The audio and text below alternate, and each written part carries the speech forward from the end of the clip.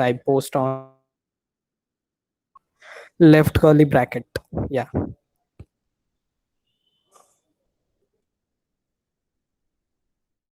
Cool. So, okay, I'm trying something new with the camera screen share thing. So, like, just if it's not working out, you can feel free to tell me that I should stop it. So, I think if you probably spotlight me on your own, you can just see it as bigger or something. It might work, or just pin my video, whatever. So I'll just give you a background of who I am so that you can feel like less intimidated about learning code. I have no experience as like in my studies in coding at all. Like I did design. नहीं हुआ अभी. And from there on I just kind of went into museum design, and I did that for like I've been doing that now for 10 years, 11 years now. And um, I I met my husband at a coding workshop, but neither of us learned anything clearly because now he's my husband. And we were your screen is white. Oh, okay. uh, Let me figure something out. I'll do a screen share when the meatier part of the workshop starts. And some years ago when I was expecting and I had to be sort of on bed rest in the last trimester, so I also picked up from Daniel Schiffman's videos, and I just started to kind of post it online. And in between the nappy changing and the office work and like managing family things and in-laws and all of that, I just kind of found that every time I did a 5-minute code break, it used to be quite exciting to like just like give myself that bit of a break. And also I was doing museums, and museums take like 7, 10, 20 years even to finish. So sometimes this was like something that was happening just like on the fly, and it just gave me a bit of like excitement that it wasn't exactly what I was thinking when I was making it, but it turned out to be interesting anyway. And then last summer I started to kind of teach it to about same number of people, all from design and non-coding backgrounds. And one or two of them were very good at maths, like Chandaji. Rest of them were like me, little bit goal. And that's how this journey has been going. So I'll just now kind of get into a bit of it. um, I don't have any slides on what creative coding is, but I know that some of you may not necessarily have that background. But creative coding is like basically using coding to create design in a sense, and sometimes art or even sound, music, and all of that as well. Much of it started in the 70s, where some departments of computer science may have had collaborations with architectural departments or design departments. And one of the early proponents was an artist called Vera Molnar, and she was experimenting. And I don't know if many of you know that architectural sheets are like printed on these big plotters. So she started experimenting with those and like finding and testing how she could kind of push that boundary.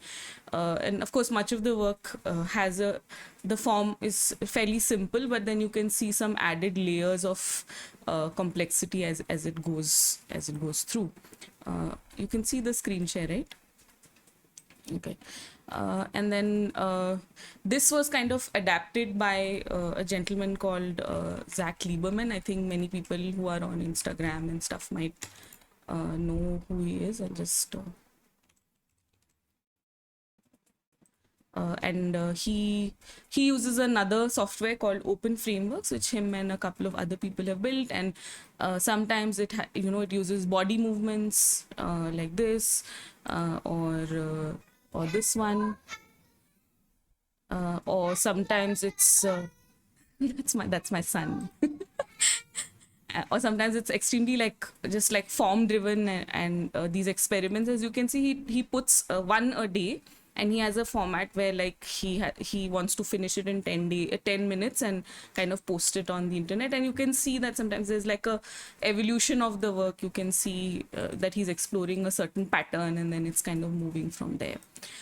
So of course now this work seems to have gained a bit more relevance because much of design and art has moved to the digital world, and of course particularly both with the pandemic and all this NFT stuff that's going around now, everyone wants to kind of have a finger in the creative coding pie. But for me, I think it's interesting to see how we can like build these communities and these relationships and see where things grow from there. And we've also on our own been exploring something which is kind of called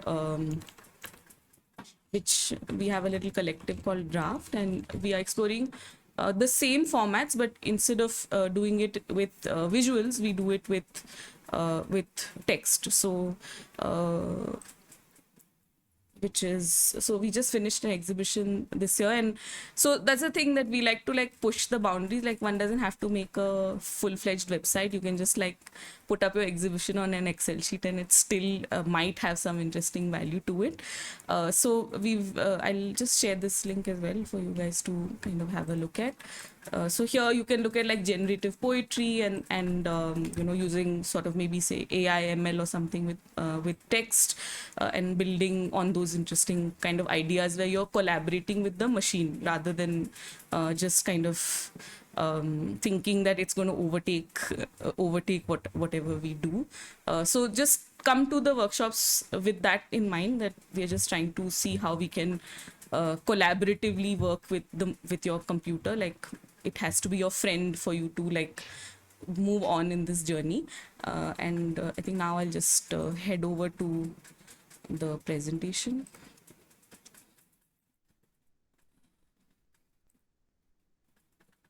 Oh, I have so many screens open, and give me a second. Yeah, okay, this one.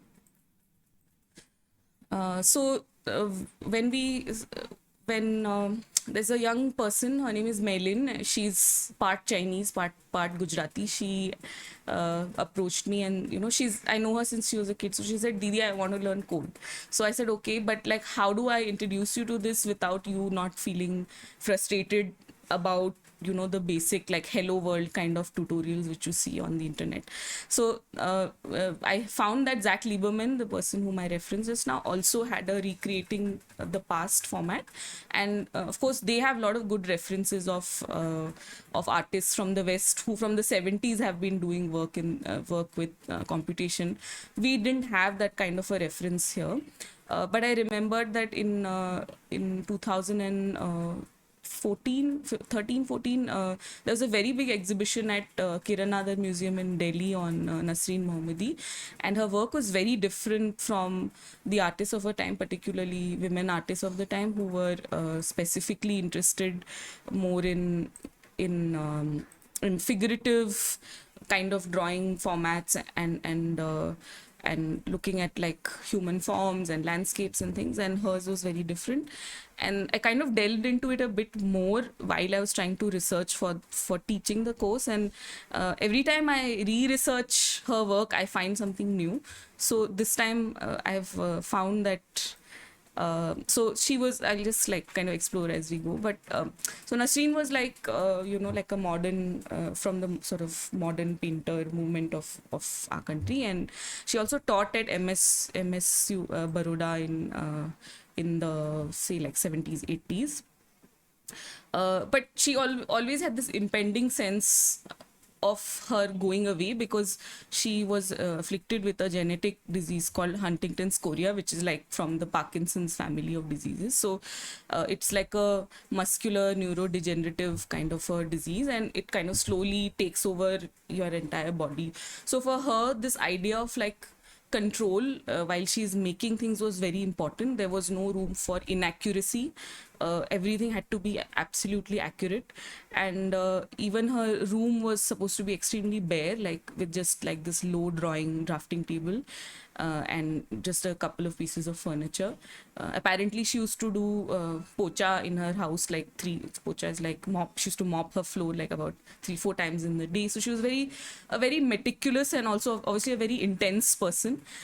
She was apparently a very, very good teacher, like gave everyone a sense of like really understanding before they draw. And as you can see, she was using a drafting table, which meant that much of her work had this kind of very geometric form. This works really well for kind of recreating with code formats, because the place you really start when you start coding is like very simple shapes like lines and circles and squares, etc. But I also wanted to just highlight a bit about her work. Like, she used to keep this diary, even the diary is so like intense and like interesting. But one of the pages which I found in a video was of a mathematical progression. So this was really interesting to me, because sometimes when we move into spaces of design or art, we don't want to perceive ourselves as being mathematically inclined, or even like scientifically inclined. But here was someone who was like in the heart of it all, working in within the most like foremost art institute of the country, and still she was looking at these kind of progressions. And that reflects very much on in her like diaries and in her other work. What she was also experimenting was, I think her father was he owned a photography film distribution business or something of that sort, and she used to have all these computer cards laying around. So in early days of computing, you didn't have keyboards where you were like typing out code. You were just like doing this kind of OCR method, where you were just like blacking out certain parts of a paper, and you like feed it into this big machine, and it would kind of read it and like derive something from it. But the work's intensity is very interesting, because you see that there's this kind of very methodical format, where it's like, okay, do this, do this, do this, do this. And I can find fairly relate this kind of thinking or this computational formats to what we do with creative coding. But also, like, if you have to instruct a young child, like my kid is at that right age where, if I give him too many instructions, he doesn't understand it. But if I am very specific and I say that, okay, go up the stairs, go to your cupboard and get a pajama, he will get it. But if I just kind of say something really random, he may not understand it. So that is where we have to do a little bit of a shift as creative practitioners when we're moving into code, to like think of the computer as a young child, and have to like instruct it in that same very like simple and step by step kind of a format. So from here, I've shared this slide whatever Google slide with you guys on your emails, but I'm also posting it here in the chat, and so you can have a look at some of the images, etc. And now I will request you guys to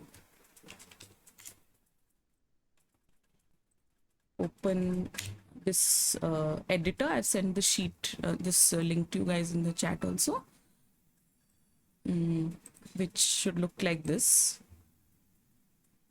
or this.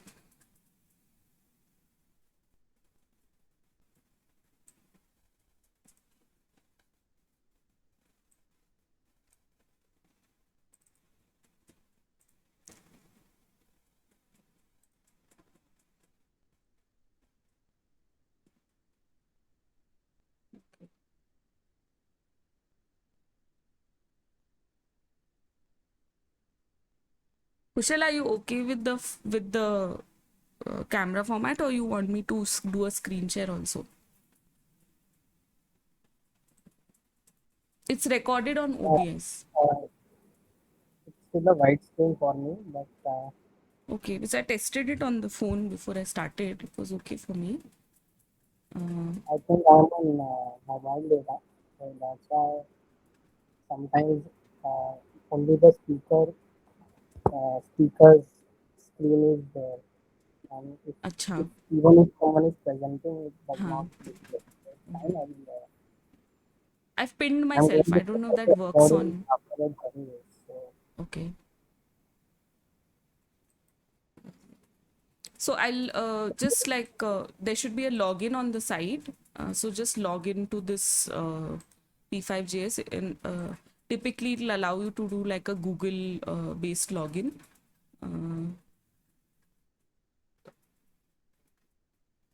Should I do a screen share for you, alag se? You want? Give us some time, I guess. no, if it If it works, then it's fine. But actually, I'm not looking at the screen. I'm at work and working. Okay, So okay, fine. So anyway, it it's is fine. recorded, so you can have a look at it later. Yes. So typically, I just use my Gmail or whatever, but you can figure out.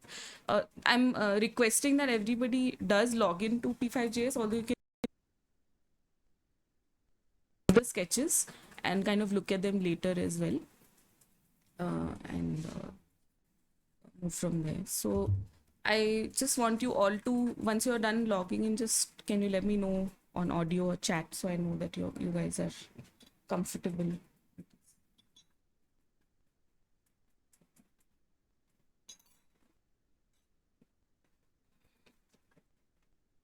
Cool. So for those who've logged in, just hit the play button and let me know what you guys see. I won't hit it. You guys can have a look at it.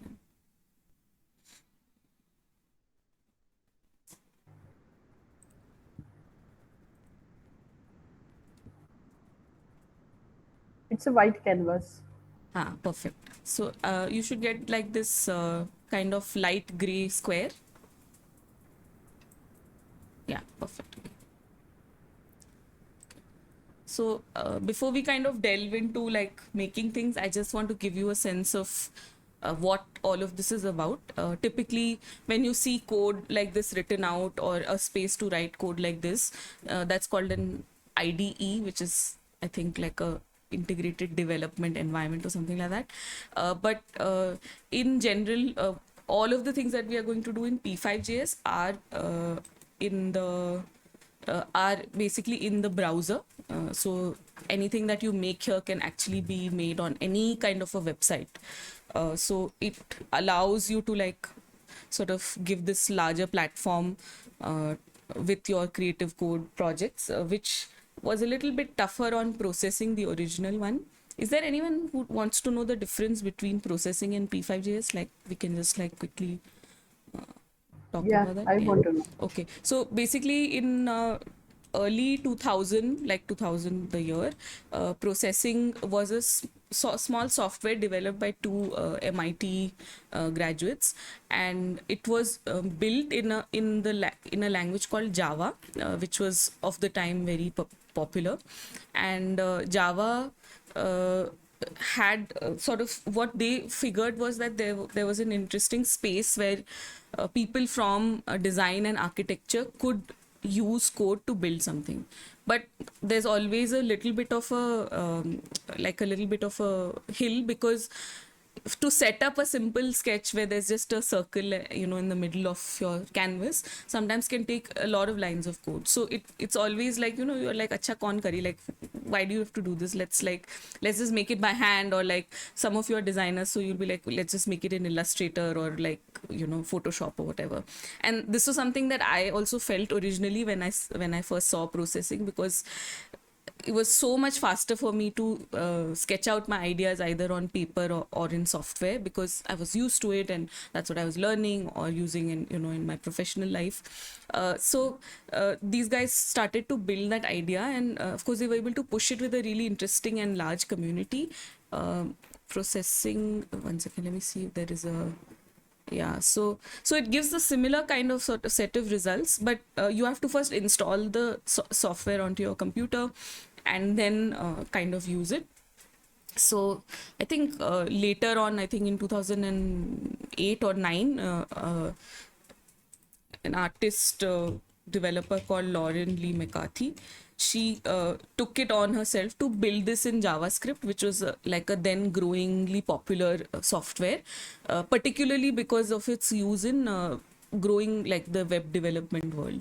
So many things that you see, like if you even if you open Google and or like say Amazon, and then you're scrolling down and it gives you that button that says load more.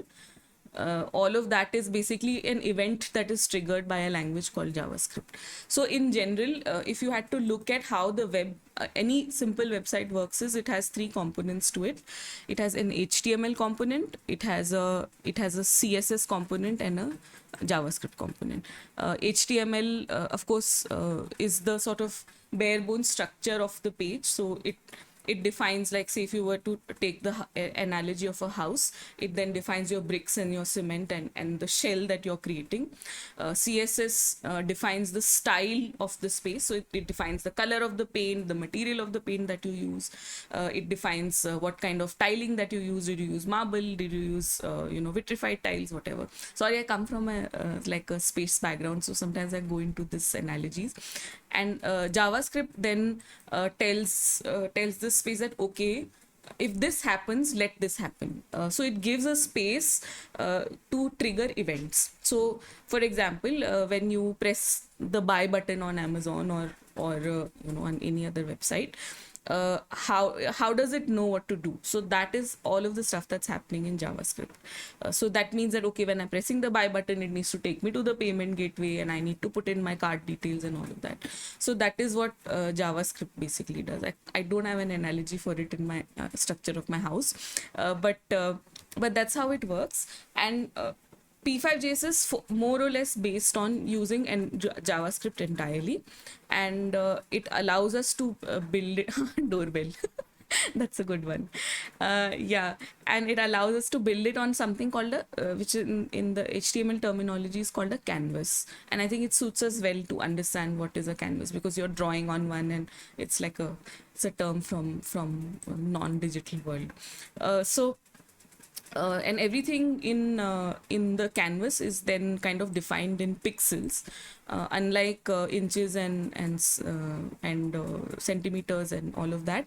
Pixels are basically like every single dot on your screen. So it's kind of, well, I think the terminology has changed over the years, but more or less it's that. Or like in your old TV, if you magnified it and you saw the little squares that were there. So when any number is added in like this, in P5JS, it typically means, okay, this is a 400 pixel by 400 pixel canvas. So that is the sort of core way in terms of the structure of the page. Now what will happen is that I will take you for a little trip down nostalgia lane and open Paint. So now we are going to get a bit into, like, well, I wouldn't say math, but like just like to get a sense of how things work on P5JS. So you have your canvas, which is basically, currently we have it as a square. And if you guys recall in even I think like maybe 6th or 7th grade mathematics, we used to do like a coordinate system where there was a 0 in the middle, and there were these 4 quadrants, and this was like a plus, and these 2 would be sort of minus, and you could like plot things here. So you could say, okay, give me an XY coordinate here, so this point would be here, and you would define it. But in typical terms, when we draw it on a piece of paper, our natural format is that we make this the origin corner. So we make this 0, 0 always. And then we move from here on the y-axis, which is your vertical axis, and your x-axis, which is your horizontal axis. So say if this was 400 by 400, and I wanted to plot a dot right in the center of this, I think now I'll ask Chandaji, can you give me like the coordinate that I would need if it had to be right in the center of this canvas? The x and y coordinate.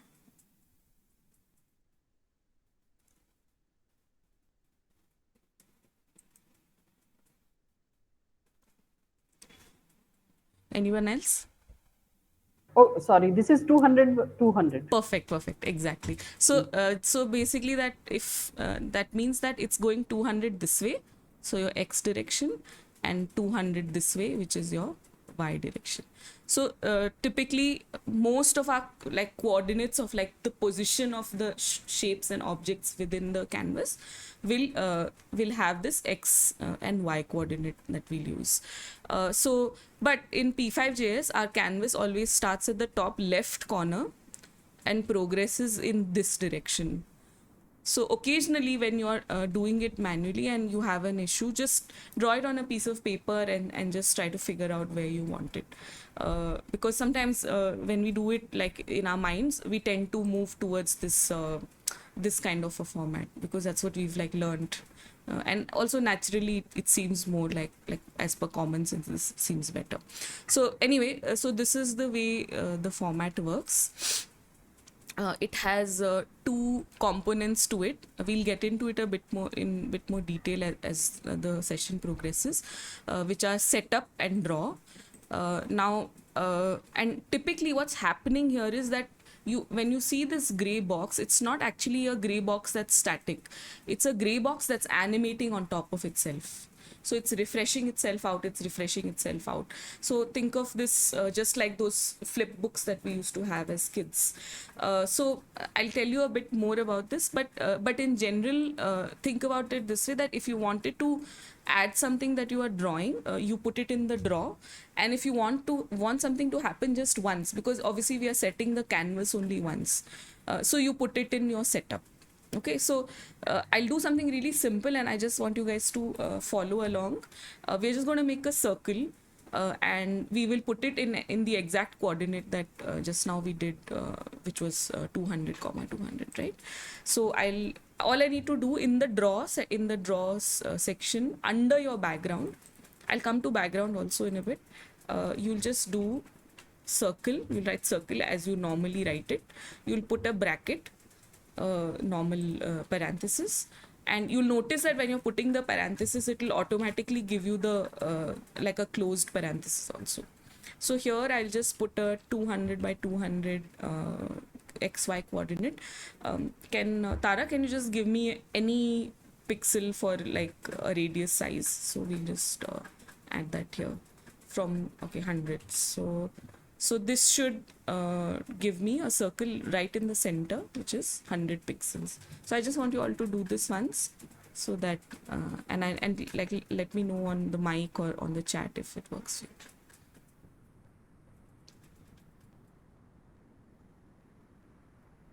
Perfect.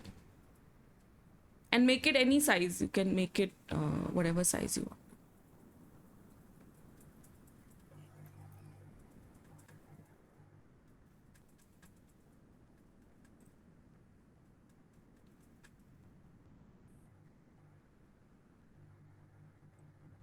All right. Okay.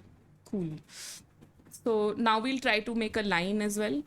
But one thing in line is that it doesn't have a distance component. You just have to give two x and y coordinate components. So say for example, I wanted to draw a line in the center of the canvas that's going right till the bottom. Okay, not so diagonally, but a straight line. So can someone tell me if I needed to give two xy coordinates, so say an x1 and a y1. Sirat, could you give me what these coordinates might be?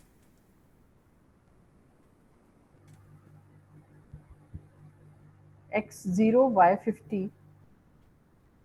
Okay, we'll take whatever you're saying. So you're saying for x1, y1, it's 0 and 50. Okay, and can you give me another coordinate here? x2 is 100. Okay. y2 is 100. No, y2 will be 50 in this case. If vertical line is there. Okay.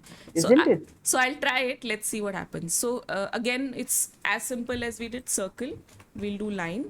And अभी इसमें अपन ने क्या डाला था? We put 0, 50. So I'll do 0, comma 50. So that's x1, y1. And I'll do 0, comma 50 here. Okay, let's see what happens. Sorry, what did you say at the end? It was 100, sorry. Okay.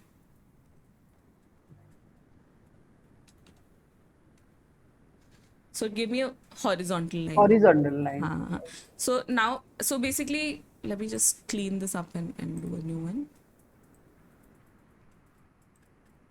Acha, at this point, just if you can do a right click and save this image. So what we'll do is at the end of today's session or maybe tomorrow, we can just like put them all together so you know how you've progressed over the weeks. So the way one can look at it is ki I'm sorry, sometimes I revert to Hindi, but just like please let me know. It's just sometimes it's like a natural thing that happens. So if this is 0 comma 0 here, and we already know that this is a 400 canvas, right? So the half, as anyway Chandaji had said, it is, the half would be now 200, but there is no y component to this point, so it will continue to be 0, right? And here, once we want to chart the line at the bottom, here again it will be 200, and our y component becomes 400, right? Because that's the 400 is the height of the canvas, and 400 is also the width and the height, right? So I'll draw another line here. I'll not remove this line, I'll draw another one, which will be,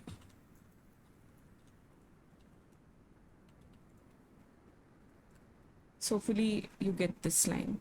Yeah, so this is okay for everyone? Just save this if you got it. Okay, so at this point we've kind of learned how to make a line and a circle, and we'll make a rectangle now. So I'll not make one for you guys, but I'll just tell you how it is to be made.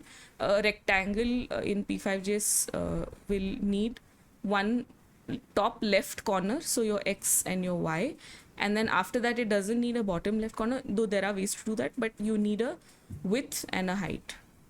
So maybe someone can, Jyotika, maybe you can give me a width and height, and perhaps Shraddha, you can give me a X and Y component. So X we can have 80 Okay, and Y we can go 100. okay. Jyotika? Sorry, didn't mean to. Didn't mean to. No, Yeah. that's okay. Maybe 50 and 100. Okay, perfect. So I like for you to think about the way it will be plotted here. So like 80 this way, so like maybe kind of somewhere here is 80, and 100 this way. So this is 200, so half of that. So like somewhere here is your point, right? And then 50 for your width. So 50 is like maybe that much up approximately, and then 100 is your height. So this should be your square, rectangle, sorry. So simple, very easy to make a rectangle also. You just need to say your X is 80 comma 100, and then 50 comma 100, right? So you have your rectangle also. So this is done, and this is the part where everyone thinks that, oh, this is so easy, but then the next steps are the ones that kind of start making, that get exciting, and then the third step is where you get frustrated and you leave P5JS. So now we will do the second step, which is more exciting than just a bunch of circles and squares, which is to sort of start a bit on the mouse interaction. So this is pretty simple. Just assume that one is moving through this canvas space, right? So at every point that my mouse is, there is some X or Y coordinate, right? Wherever I am. So there is a simple function in P5JS called mouse X. So it will always give me the X coordinate of where my mouse is. And there is a function called mouse, Y, which will always give me the Y coordinate. So if I were to just replace in this rectangle, instead of 80, if I say mouse X, and in instead of 100 I say mouse Y, and the X and Y are capital, and I play the sketch again, you'll see that the mouse is kind of moving with my the rectangle is now moving with my mouse. So this is now where we'll go back a bit to the recreating bit, but I just want for everyone to try this comfortably once and feel like, okay, whether it's your circle or your line or whichever thing one is moving, and let me know if that's okay.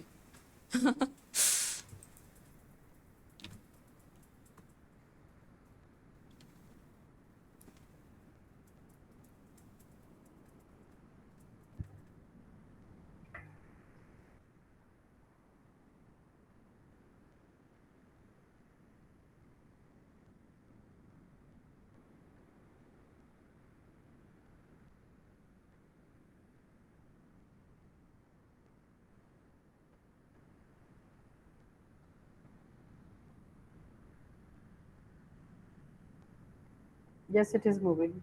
Okay, perfect.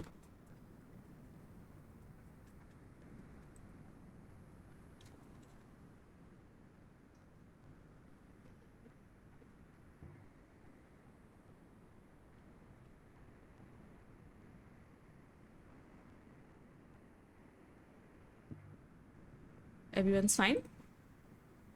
Cool, perfect. Okay, so I'll go back to the P5JS sketch.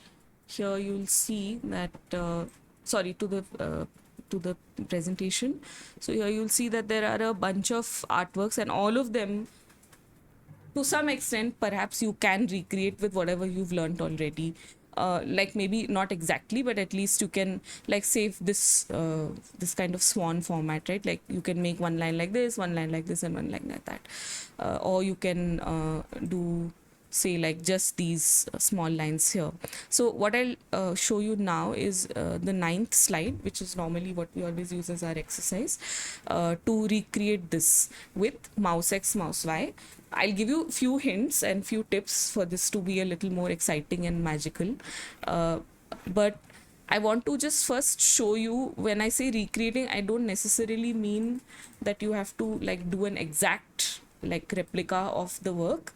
I'd like you, because all of you are sort of either from creative backgrounds or anyway in general creative, to have sort of taken the deep dive into coming to this workshop, just to see that okay, things can go crazy, and you really don't have to think about how you're building it. It can be as crazy as these or this, or you don't even have to use lines. You can just use any other shape that you want to, but don't fear that you have to absolutely use like exactly what the artwork requires. So now I'm going to just give you 2 or 3 more things that will help you to sort that out. First is, say if I were using line, we'll take this line that we first built, which is this one here, and I just want you to see what happens when I do just mouse X, mouse Y in the first coordinate, and someone can tell me why that's happening. Can you see that one point is fixed? How? Because यहाँ पे we still said 150. We kept it fixed. We didn't give it any other movement, right?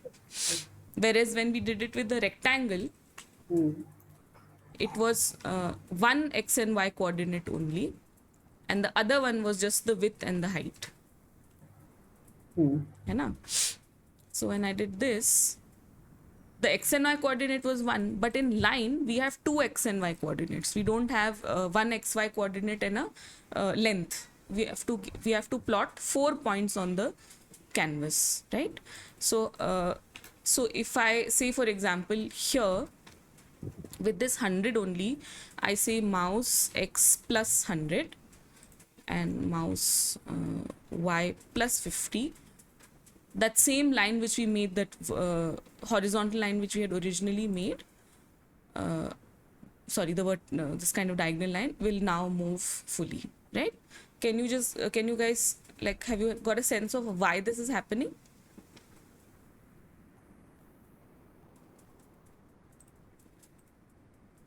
Okay. I'll just kind of... No, as X changes, the X2 also changes. X1 changes. Accordingly, X2 also changes. Yeah. So basically what we did was, I'll just draw it and show you. Normally that's better.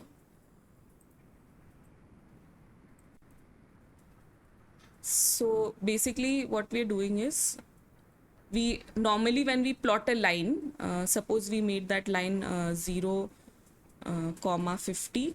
So in the canvas it comes somewhere here, right? And then the second line we made 100, comma 50 again, right? So 100 mera suppose yahan aata hai, and then 50 is here. So this is my first line which I drew. So what I can do now is I can say for the first coordinate point, which was x1 and y1, and the second coordinate point x2, y2. For the first one, I'll say give it the mouse value, right? So wherever the mouse is moving, that particular point will move. So if I'm here, this point is still fixed at 0 and 150. it's moving with me wherever my mouse is moving, right?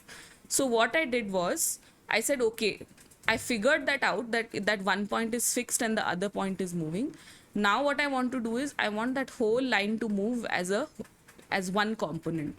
So what I did was I said, okay, if every time my mouse x value is here, just add that value to the x and the second xy value, x2, y2.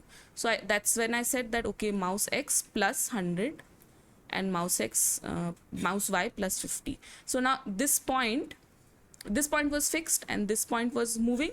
So now what I did was I said 2 points like this. Now this is anyway moving everywhere that it's going. So let this point also move, but with an extra number like here. So now it's moving like this. Is that understandable? Yes. Okay. So इस context में what we'll do now is I just want you guys now to you can remove the code also if you want to at any point.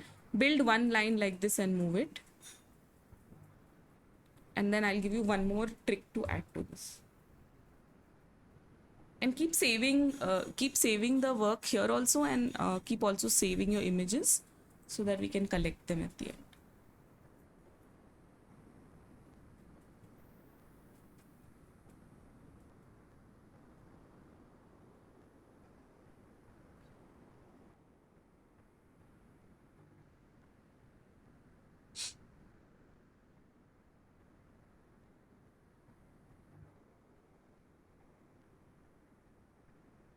Shall I move on?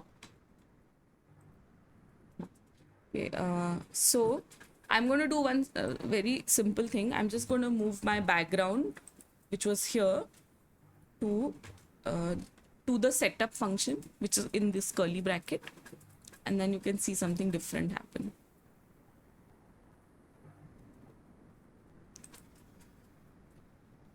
So I just want you guys to try it, then I'll explain to you how and why it happens. And these coordinates, which are 150, you can keep them anything. You can make a diagonal line, or you can make an absolutely fully horizontal line if you want to, however you want that to be. Excuse me, pardon. What you have done? This, एक second, I'll just show you again. See this line we had, number 6 line. Yeah. Just I've just removed it from here. Copy. I've just cut it, and I Control X and Control V. Okay. To the top. That's all. And you have to remember that the curly brackets have to be around that command. Yeah. So as soon as I hit play, it will immediately give me this.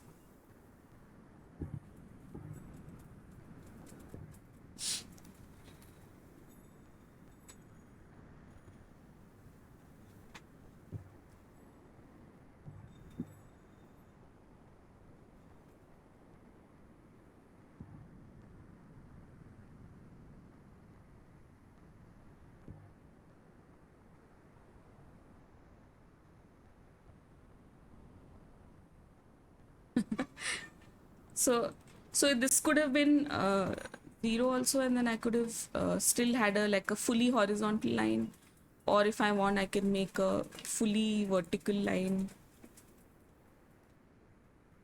So some possibilities start to emerge, which look a bit like the artwork here. But I'll explain to you why this happens, and then how to kind of harness this a bit more. Everyone's good? हो गया ये सबके? Yeah. Chandra ji, you're comfortable? हाँ, Okay. हो गया. Perfect. Chalo. So now we'll move on. So basically now I'll explain to you why this is happening. In the beginning, I told you that this is actually just a layer which is building on itself. So it's going as per a frame rate, like in old film, like in movies and all, used to have those little frames which are moving one after the other, or a flip book which has an animation. So in the same way, the draw function is changing every 24 frames per second. So every second, 24 times the frame is getting refreshed. So what happens is that, now I have another analogy for it. So it's like, imagine you guys went to the beach, okay, or to a picnic. So what are the things that you take with you for this? Can someone give me some things that you take to a picnic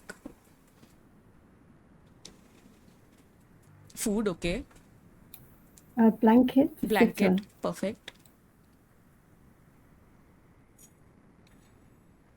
Okay, anyway, we take our friends also, but okay, so or our family members, but so that blanket and that food you take as the main analogy. So I went to a picnic and all of us were there, and Jenny and I, we set up the blanket, and we had a, you know, like a box of food, and Seerath and Navya went off and kind of started exploring stuff around, and they came back and their feet were superbly muddy, but they didn't bother and they just stomped all over the canvas on our blanket. So this is exactly what's happening, that Navya and Seerath have gone and, like, with no regard to anybody, have gone and like stomped all over the blanket.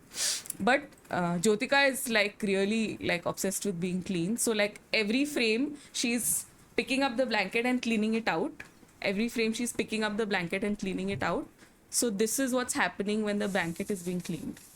That every single step is being cleaned off of the canvas, right? But I told Jyotika that, listen, you go find some firewood. And I wasn't so bothered about cleaning the blanket. So it kept getting stomped and it kept making imprints on it. So that's absolutely what's happening here. There's no magic behind this. It's just that the previous layer is continuing to leave its imprint on the particular canvas. That's all it's doing. And that's the reason that's happening, is because anything that you put in setup happens only once. So I've called the background color as this 220 only once. That's it. And after that, I refuse to recall it in my sketch. So that's why, there's no refreshing of the whole color of the canvas. But what happens here is that every single time, first the canvas is built and then my line comes, then the canvas is built, then my line comes. So which is why you can see that it kind of gives you this like feeling of like almost like an animation in that sense. So this is basically what people love about processing, if they've experimented with it a bit. But beyond this, sometimes we find it a bit troublesome to move. So I'll leave you guys at this point with this. I'm happy to hang around for a little while more, and I'll give you a few more tips to take this forward. The first one is to change the stroke width of the line. So currently it's like, say, a 1. I can make this like, say, a 4. And then, oops, what did I do? Stroke width is not even... Wait, oh, sorry, stroke weight. And W is capital. So you'll notice that sometimes when I type something, it's not coming up as bold, which probably means that it's not a known syntax within the dictionary. Like, this is not a word that P5 recognizes. So it's stroke weight with W capital. So this should give me like a thicker line. So then when we move this into the setup, we'll have a thicker line here. Right? So these are some things you can play with in this format as well. So you build like this semi-horizontal line, and you don't even need to think about the whole artwork. Just maybe think about one sliver of the artwork. Like maybe you just want to build just this much of it, right? Or you want to like just explore this kind of shift in the line that's happening. So, and the interesting thing is here, you'll notice that sometimes when you move the line fast, you'll get a different kind of a feel to it, as opposed to when you go really slowly across. So you can already start playing with it without having to really like delve into the nitty-gritties of the code. Of course, granted, this is going to be like very inaccurate and like just like a lot of craziness, but just explore what you'd like to do in this. And the last thing, I'll just I'm not going to do much on color, but I'll give you one last tip that you can try. That the background is actually just a color, that's a value that's set between 0 and 0 being black and 255 being totally white, and this 220 gives us this kind of a gray. So say if I was at 0, it'll give me a full black. If I'm at 100, it'll give me like a charcoal kind of a, I don't know, slate gray, ash gray kind of thing. And then if I'm at 180, it gives me a lighter gray. And then 220 was the standard, which is like a very light gray. And then 240 can be even lighter. Or I can be at 255, which will give me a totally white canvas. canvas. So we'll get into more into the color aspects of it later, but this is where we'll leave it. And like, I'd like for you to now start exploring while I'm here, and then see where you feel like you want some help, or you want to know something more about something specific. Then we can go into that. And as I mentioned, just keep saving whatever you're doing. So and more like deeper questions like, oh, how can I have many stroke weights in one go and all, I'll not solve right now. We'll get into that a bit later. But you can also like explore, say, I want one line which is this, and then I want another line which is, say, at a little bit of a distance. It's giving me these two different lines which are moving in a V shape. So it's for you to like sketch it out in a paper or in your mind a little bit, and then try to see what you'd like to do with it. If both the lines are moving, मतलब Yeah, both the हाँ, coordinates. exactly, क्योंकि मैंने दोनों में I put mouse x, mouse y, right? So, or I could leave it static also. मतलब that's up to me how I want to draw it. So like, say one line is fixed, but one line is moving. Yeah. Hey, when the entire line is moving, is there a way to stop it? Like when I found the position, No, when I that's what want to put now it. we'll Oh, not. that's what it. So Okay. at that point, you just do like a save or just take a screenshot or something, like, Okay. So like, Got it. yeah, just kind of like balance ambition with jugaad, like just kind Cool. that's the like, like, that's the way we can like move forward. Otherwise, what tends to happen with us is that we aren't able to like get what we imagine in our mind, and then we give up on it. So don't worry, we'll come to that. It's just the first class of 10. So we'll figure out more things as we move along. Cool.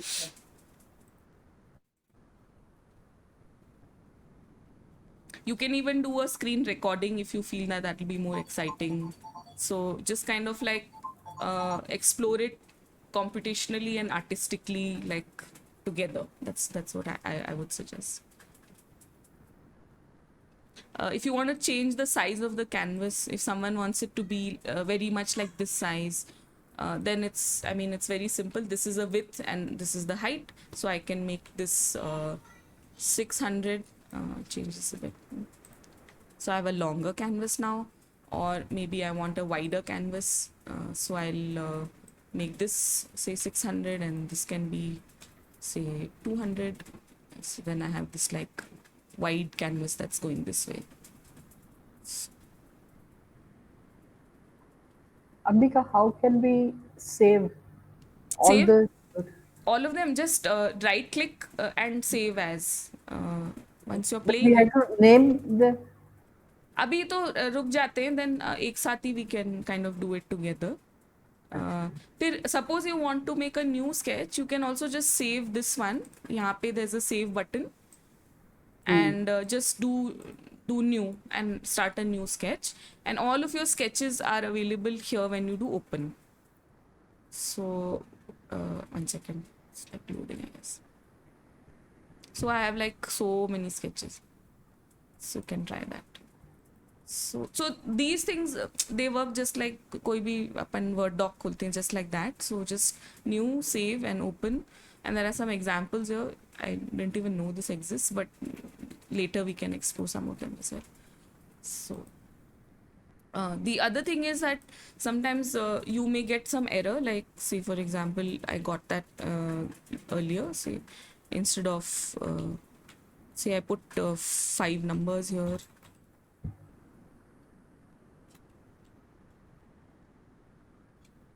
right? So when I played it, it gave me an error. So whenever you see this error, typically it always highlights where the error has happened. So you can kind of see, okay, maybe this is where I made the mistake.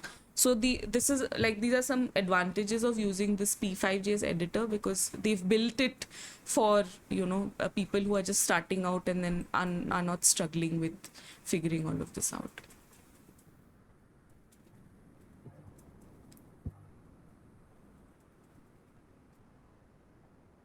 if you want, I'll do one thing. You guys were able to access the slide, right? The slides that we have. So I'll leave a couple of slides empty here. So anyone can put their sketches here if they want to.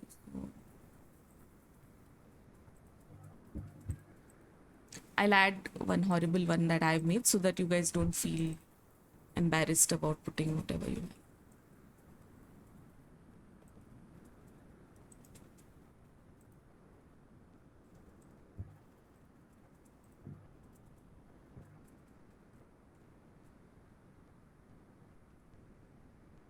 And then maybe tomorrow we'll just do a bit of like, okay, who's done which and put your names or something like that.